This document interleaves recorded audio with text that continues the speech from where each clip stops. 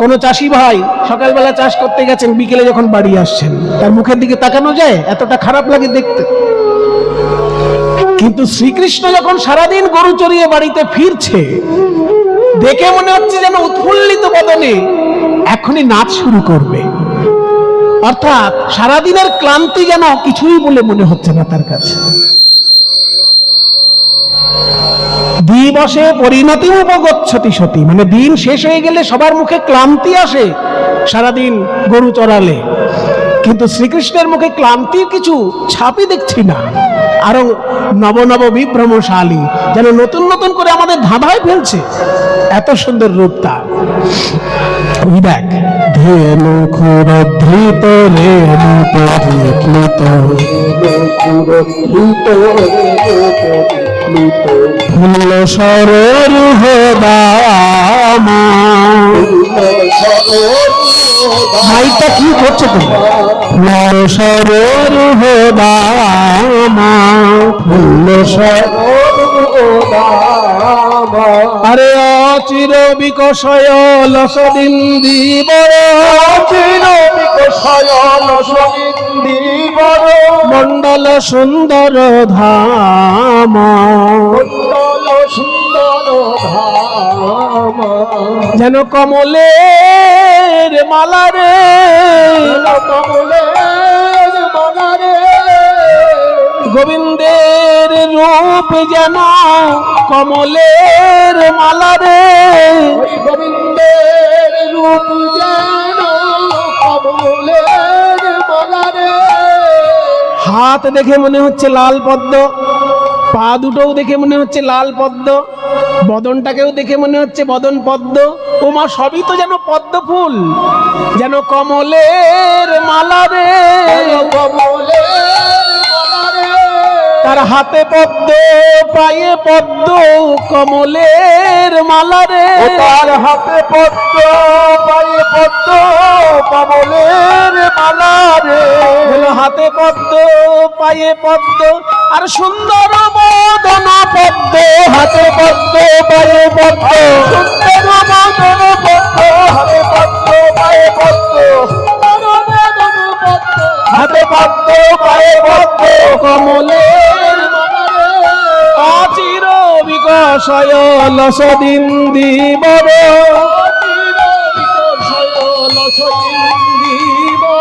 মণ্ডল সুন্দর ধাম, মন্দর সুন্দর ধাম।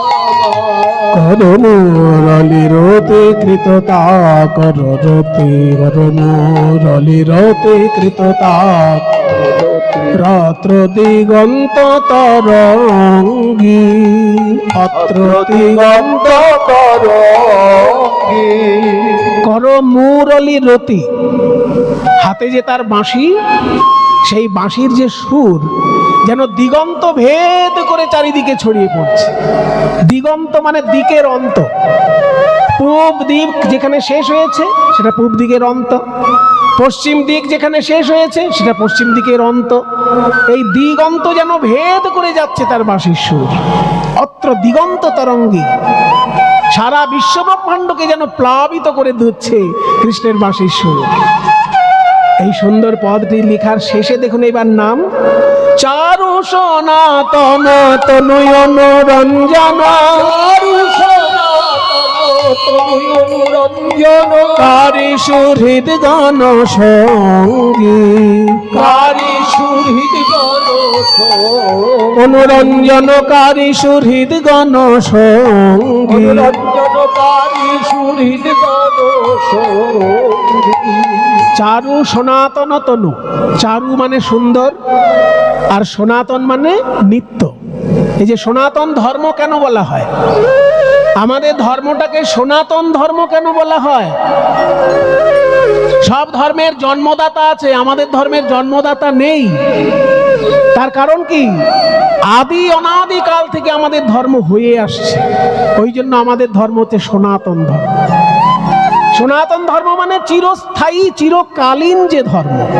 তার আবার জন্মদাতা হয়ে গেলে তো তখন থেকে সেই ধর্মটা শুরু হলো, তার আগে সেই ধর্ম ছিল না। মনে করুন আমি যদি কোনো ধর্মের জন্মদাতা হই, তাহলে আমার থেকে শুরু হলো সেটা, আমার আগে সেই ধর্মটা ছিল না।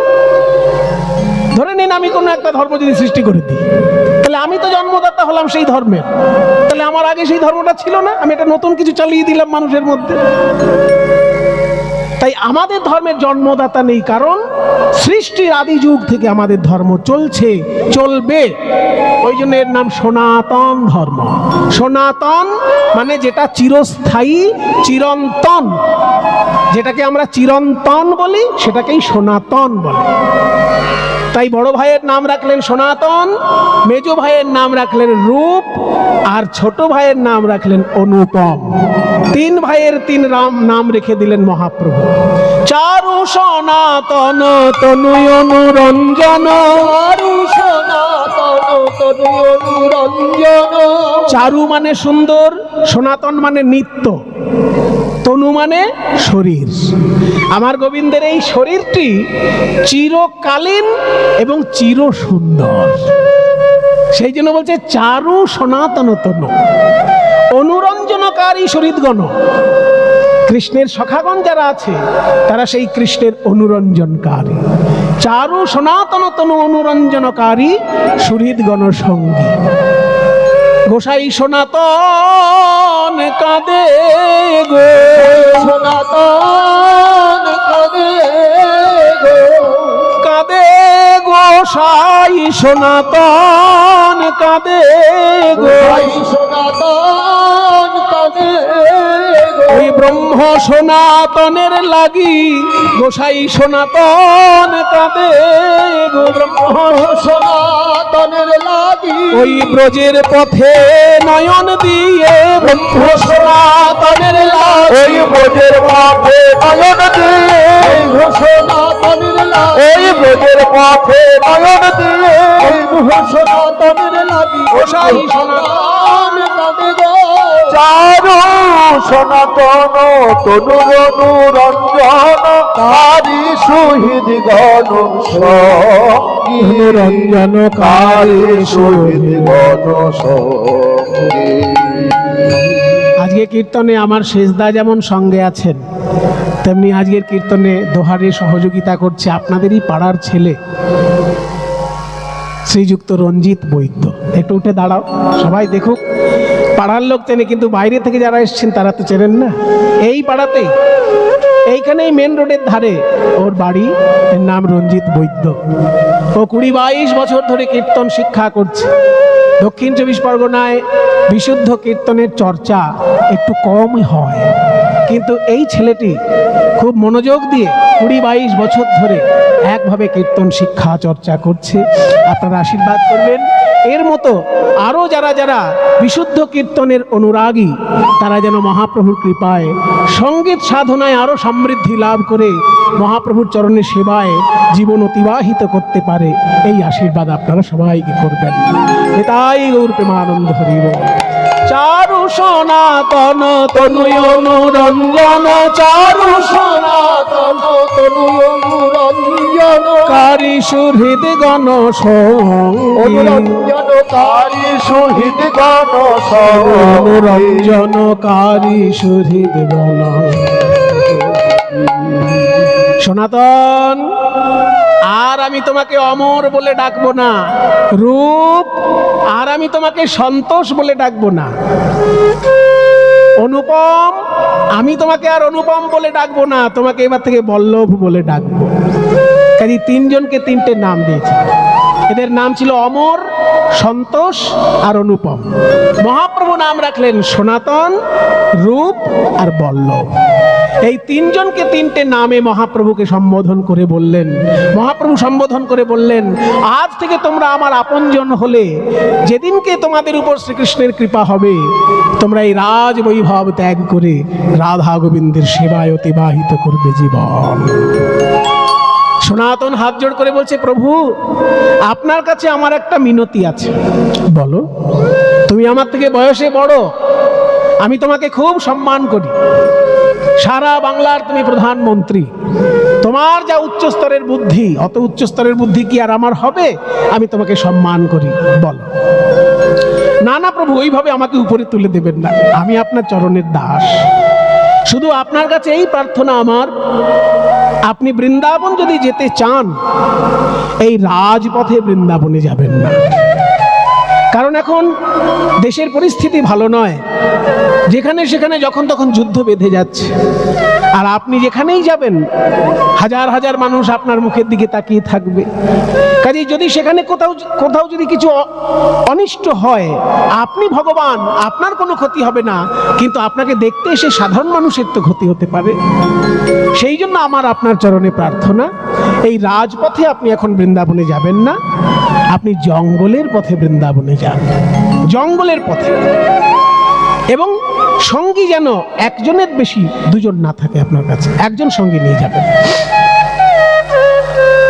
এবার আপনারা বলবেন, স্বয়ং ভগবানকে উপদেশ দিলেন সনাতন, আর সেই উপদেশ ভগবান হাসি মুখে মেনেও নিলেন। এই জন্যই তো ভগবানকে বলা হয় ভক্ত বৎসল।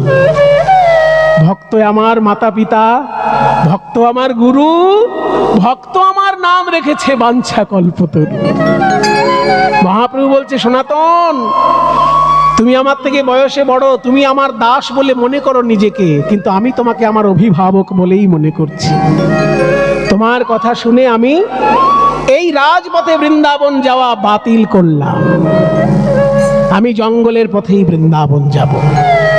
এবার আপনারা দেখুন মায়েরা, সনাতন গোস্বামী কি শুধু রাজনৈতিক অস্থিরতার জন্য মহাপ্রভুকে বারণ করেছেন?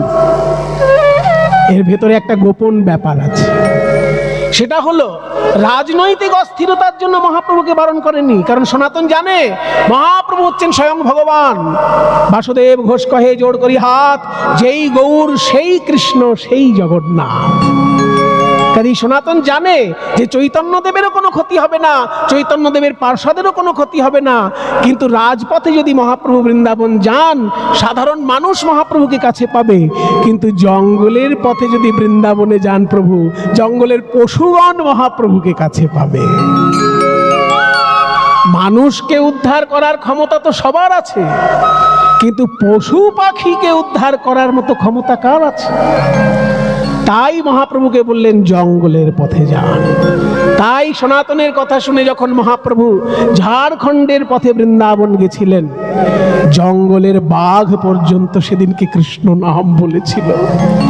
জঙ্গলের বাঘ সেদিন কৃষ্ণ নাম বলেছিল মহাপ্রভুর চরণে। সেদিনকে হরিণ, সাপ সবাই ছুটে এসে মহাপ্রভুকে জড়িয়ে ধরেছিল। বিশুদ্ধ প্রেম জঙ্গলের পশু পাখি সেদিন পেয়েছিল মহাপ্রভুর কাছে। তারা কেঁদে কেঁদে বলেছিল, হে গৌর হরি, মানুষের উদ্ধার করার জন্য যুগে যুগে ভগবান আসেন, কিন্তু আমাদের পানে কেউ ফিরে চায় না। তুমি আমাদের কাছে যখন এসেছো, আর আমাদের ছেড়ে যেও না। ওই মানুষ তোমাকে কৃষ্ণ নাম শোনাক বা না শোনাক, আমরা তোমায় হরিনাম শোনাবো, আমরা তোমায় হরিনাম শোনাবো। আমরা পশু পাখি নিজ কণ্ঠে হরিনাম শোনাবো, আমরা পশু পাখি নিজ কণ্ঠে হরিনাম শোনাবো।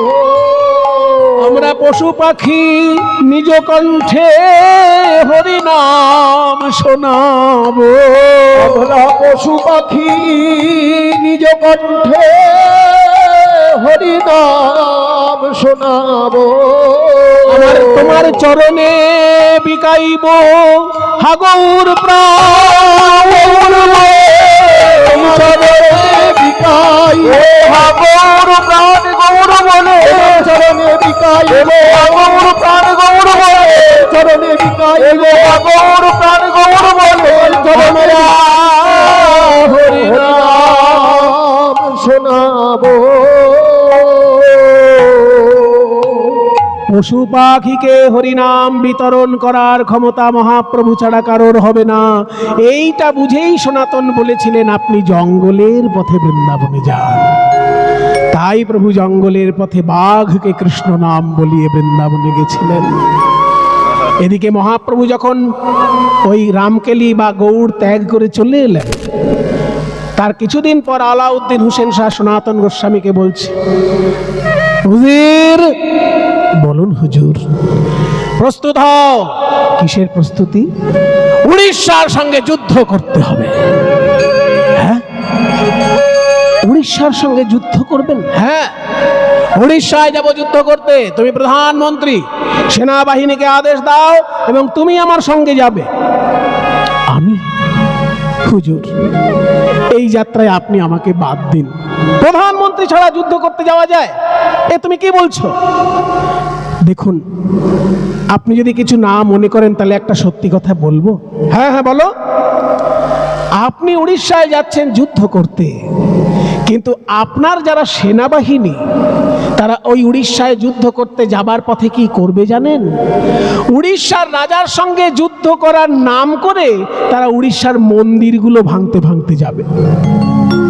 এই অপকর্ম আমি সহ্য করতে পারবো না। তাই আমি আপনার সঙ্গে এই উড়িষ্যায় যুদ্ধ করতে যেতে পারবো না।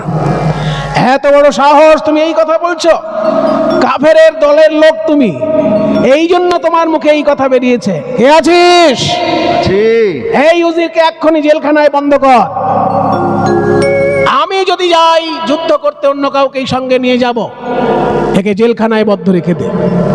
যখনই সনাতন গোস্বামীকে জেলখানায় বদ্ধ রাখার আদেশ দিলেন নবাব, রূপ গোস্বামী মনে মনে চিন্তা করলেন, আমাকে আগে গৃহত্যাগ করতে হবে। কারণ সনাতন যেতে না চাইলেই আমাকে নিয়ে যাবেন। আমিও তো মন্ত্রী, আর আমিও তো যেতে পারি না। মন্দির ভাঙতে ভাঙতে যাবে যুদ্ধ করতে, আমি কি করে সহ্য করব?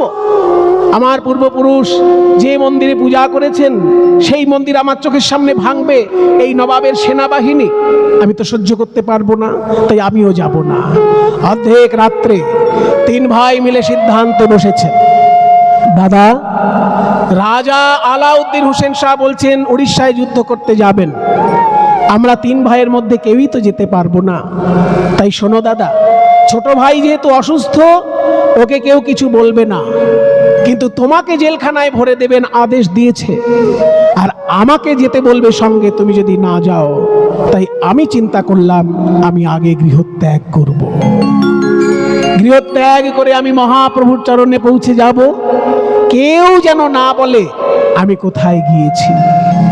রূপ গোস্বামী গভীর রাত্রে গৃহত্যাগ করছে। আমি চলে যাই, আমি চলে যাই,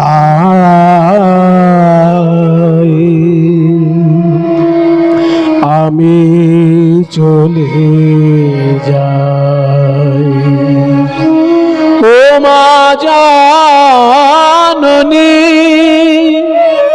জন্মভূমি, দাও গো বিদায়,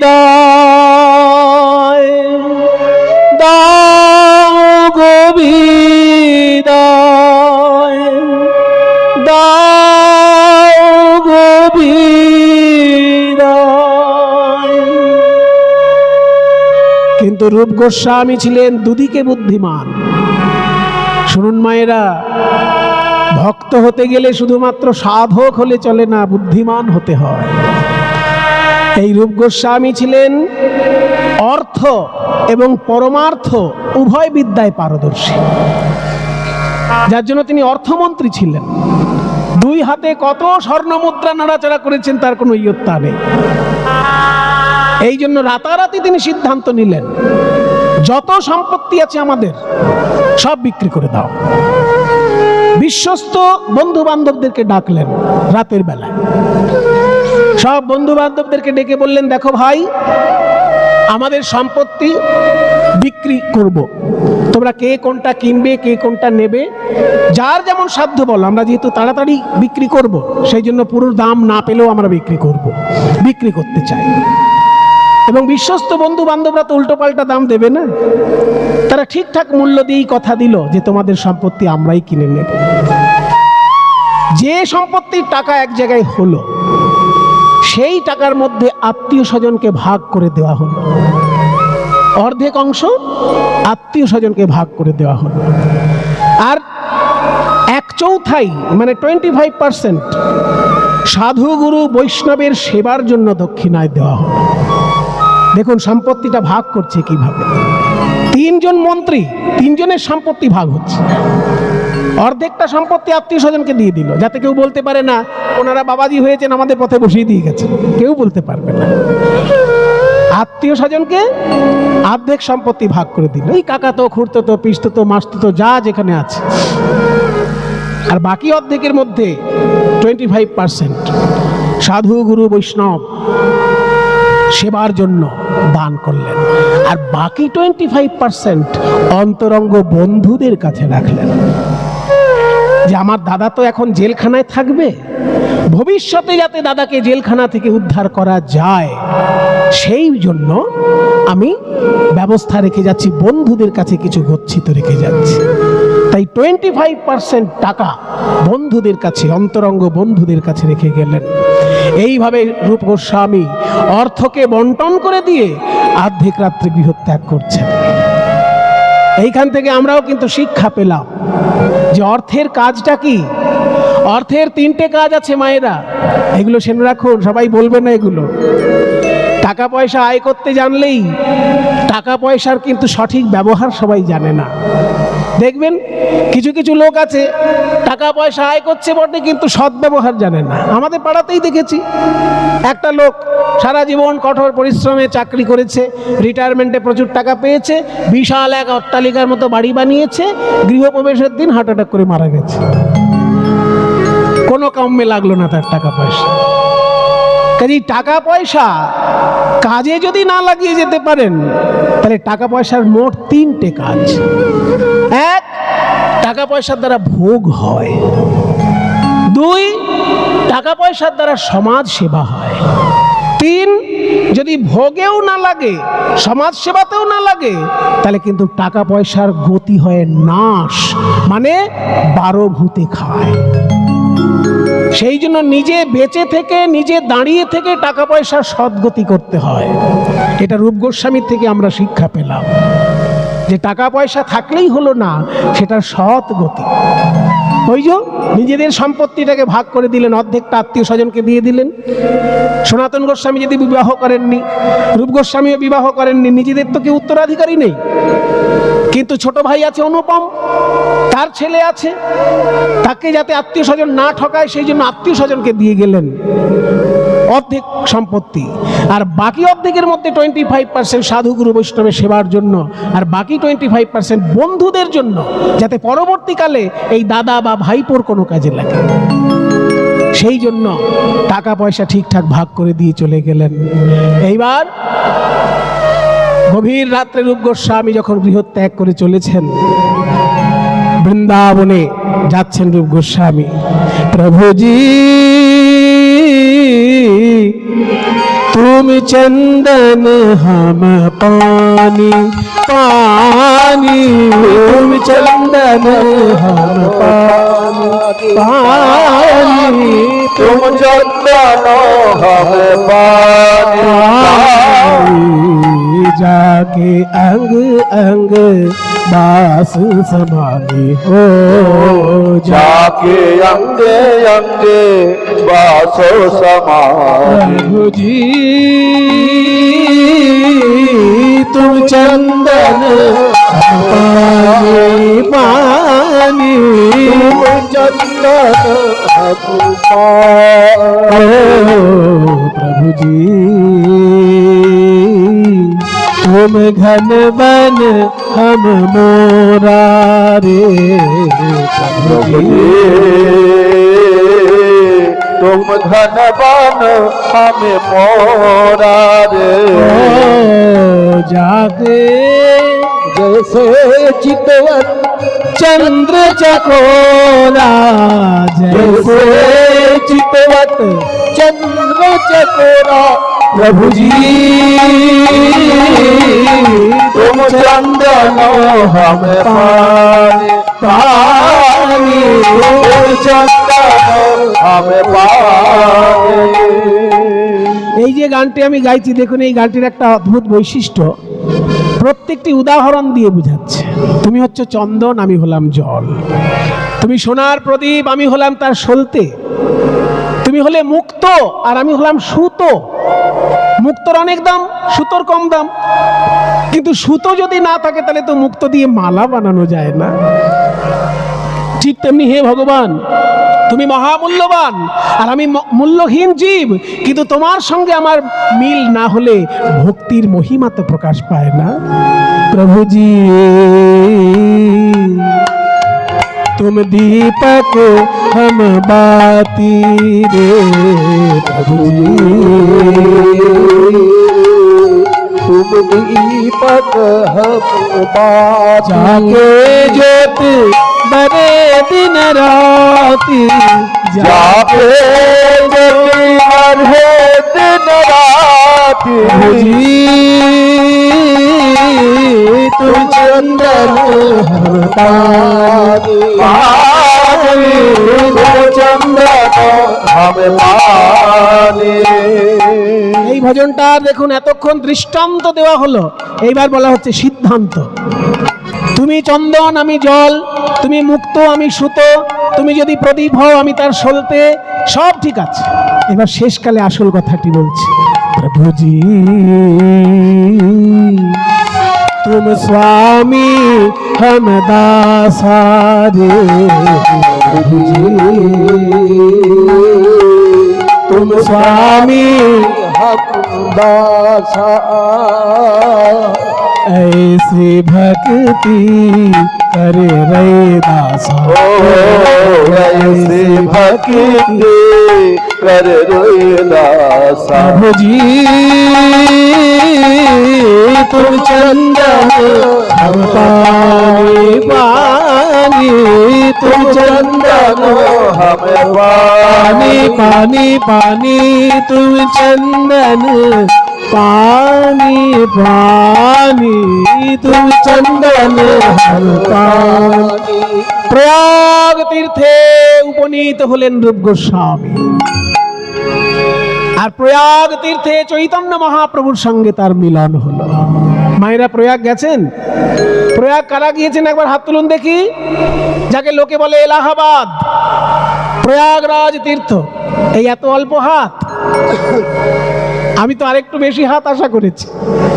যাক, পরে যদি কখনো আপনাদের সঙ্গে দেখা হয় নিশ্চয়ই আরেকটু বেশি হাত পাবো।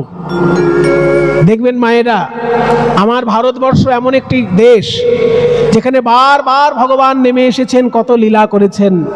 কাজেই তাদের লীলাভূমি দর্শন করাটা খুব ভাগ্যের ব্যাপার। আমাদের সোনার বাংলায় সারা ভারত থেকে মানুষ বেড়াতে আসে। বিশেষ করে কোথায় জানেন? সব তীর্থ বারবার, গঙ্গাসাগর একবার। ঠিক তেমনি উত্তরপ্রদেশে মানুষ যখন যায়, যেখানেই যাক না কেন প্রয়াগ তীর্থে অবশ্যই যাবে, কারণ গঙ্গা যমুনা সরস্বতীর মিলন স্থল সেখানে। সেই প্রয়াগ তীর্থে যখন মহাপ্রভু গেলেন, গঙ্গার ধারে দশাশ্বমেধ ঘাট। দশাশ্বমেধ ঘাট বেনারসেও আছে, আবার প্রয়াগ তীর্থেও আছে। দশাশ্বমেধ ঘাট মানে 10টি অশ্বমেধ যজ্ঞ যেখানে একসঙ্গে হয়েছে, তাকে বলে দশাশ্বমেধ ঘাট। সেটা বেনারসেও আছে, আবার প্রয়াগ তীর্থেও আছে। সেইখানে যখন মহাপ্রভু গিয়েছেন, তখন রূপ গোস্বামীর সঙ্গে তার দেখা হয়, এবং রূপ গোস্বামীকে মহাপ্রভু সিদ্ধান্ত তত্ত্ব উপদেশ দিয়েছিলেন। সেই সিদ্ধান্তগুলোই রূপ গোস্বামী পরবর্তীকালে ভক্তি রসামৃত সিন্ধু গ্রন্থতে পরপর সাজিয়ে দিয়েছেন। ভক্তি রসের সিদ্ধান্ত কেমন না, 5টি প্রধান রস আর 7টি গৌণ রস। 5টি প্রধান রস কি কি? সবার আগে বলেছি, শান্ত, দাস্য, সখ্য, বাৎসল্য, মধুর। আর 7টি গৌণ রস কি কি?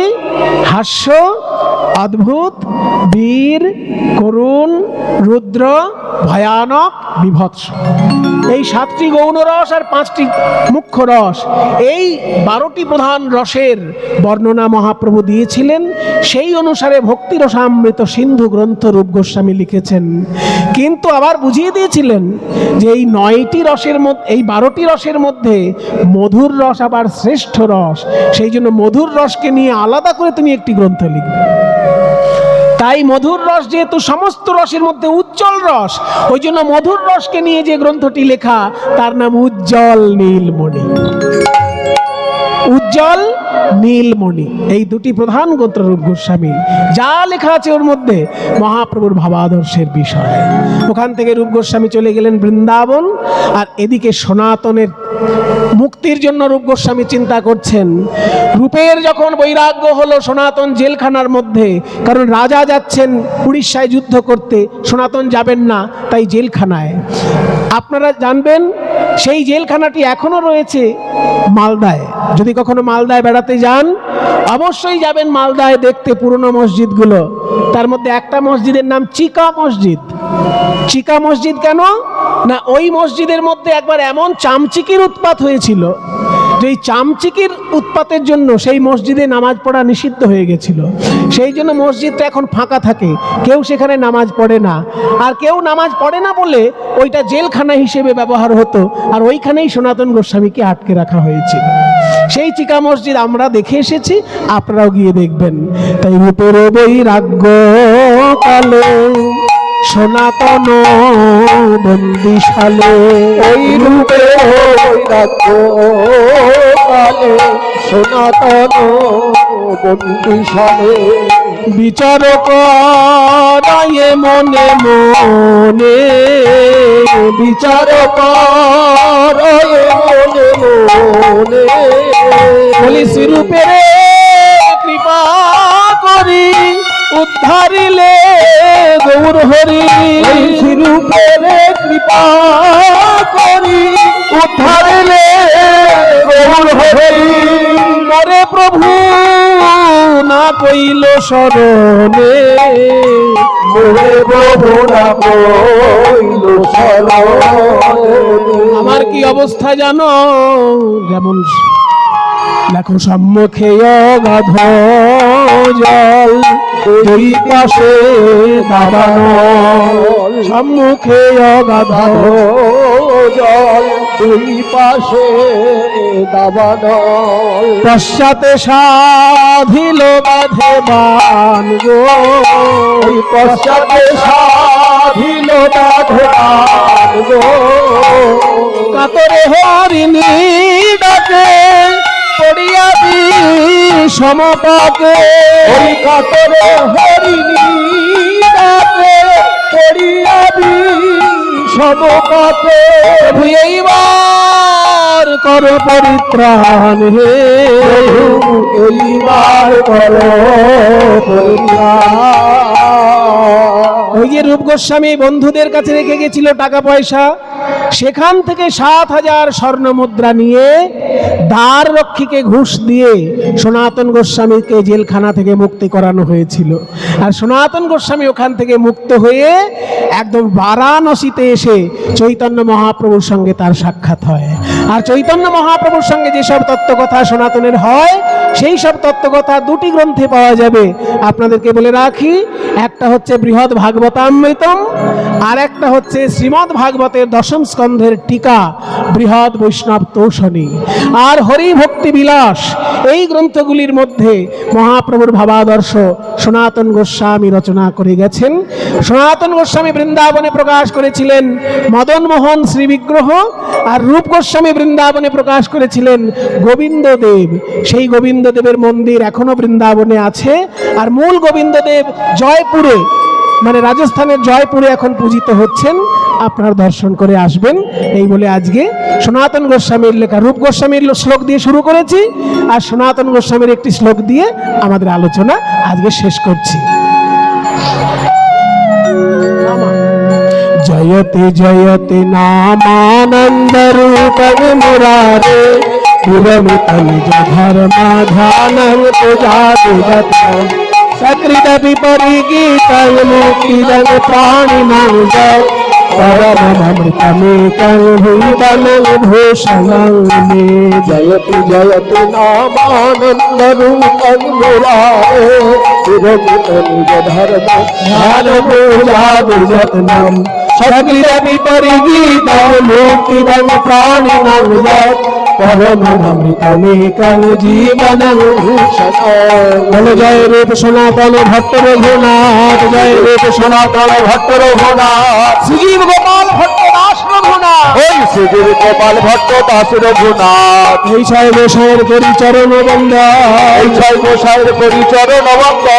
যাহা হইতে বিঘ্ন নাশে অভিষ্ট পুর, ওই যাহা হইতে বিঘ্ন নাশে অভিষ্ট পুর। বলো জয় গৌর ভক্তবৃন্দ গৌর যার প্রাণ, জয় গৌর ভক্তবৃন্দ গৌর যাহার প্রাণ। সবে মিলে করো মোরে প্রেম ভক্তি দান, সবে মিলে করো মোরে প্রেম ভক্তি দান। এই কৃপা করে হে, এই কৃপা করে হে, মদন ভরে গাইতে পারি এই কৃপা করে হে, মদন ভরে গাইতে পারি এই কৃপা করো হে, মদন ভরে গাইতে পারি গৌর গোবিন্দ লীলা মদন ভরে গাইতে। হরি বল হরি বল হরি বল গৌর নিতাই হরি বল, নিতাই হরি বল, নিতাই হরি বল গৌর নিতাই হরি বল।